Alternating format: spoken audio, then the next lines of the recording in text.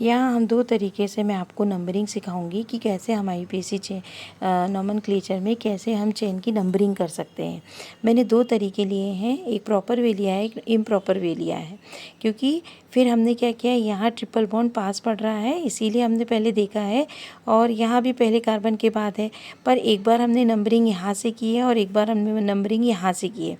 तो that is the proper way this one, because यहाँ पर हमको पहले कार्बन पे ही ट्रिपल बॉन्ड मिल जा रहे हैं जो कि हमें प्रायोरिटी देनी पड़ेगी, लेकिन यहाँ हमें क्या मिल रहा है, चौथे कार्बन पे। तो दिस इज़ एब्सोल्युटली रॉन्ग, हमें इस वाली ही नंबरिंग को राइट करके चलना है।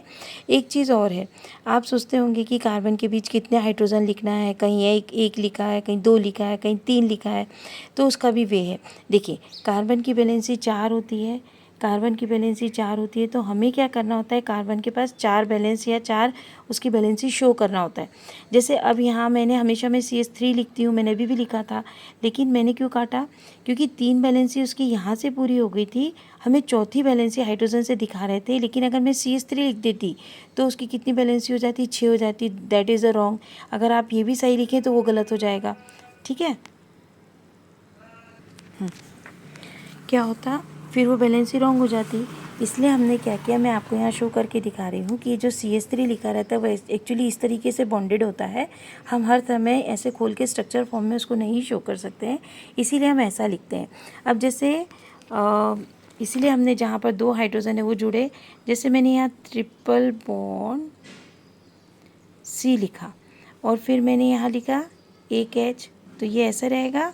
अब चूंकि इसकी 3 बैलेंस इधर से हो गई, एक कार्बन से इधर जुड़ा है, तो हम एक भी हाइड्रोजन इसके पास नहीं लिखेंगे, लेकिन इसके पास एक भी ट्रिपल बॉन्ड नहीं है, तो हम यहाँ पर ऐसे 3 हाइड्रोजन लिख देंगे। बात समझ में आई। अब हम इस पर वापस आ जाते हैं।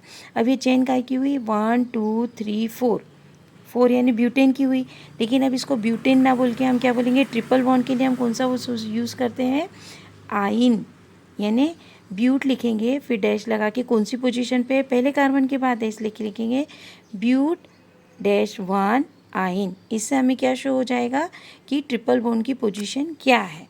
अब हम ऐसे दूसरा एग्जांपल लेते हैं जिसमें मैंने डबल बॉन्ड लिया है।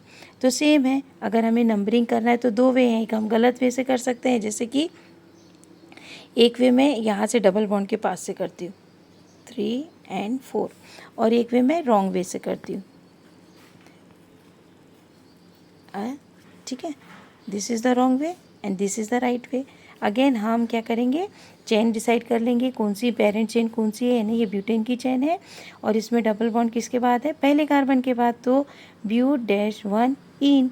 अब मैं आपको, जैसे ये वाला दिख रहा है, ये एक नॉर्मल एल्केन है, आप मुझे इसका नाम बताइए, और ये जो ट्रिपल बॉन्ड मैंने लगा के रखा है इसका नाम बताइए।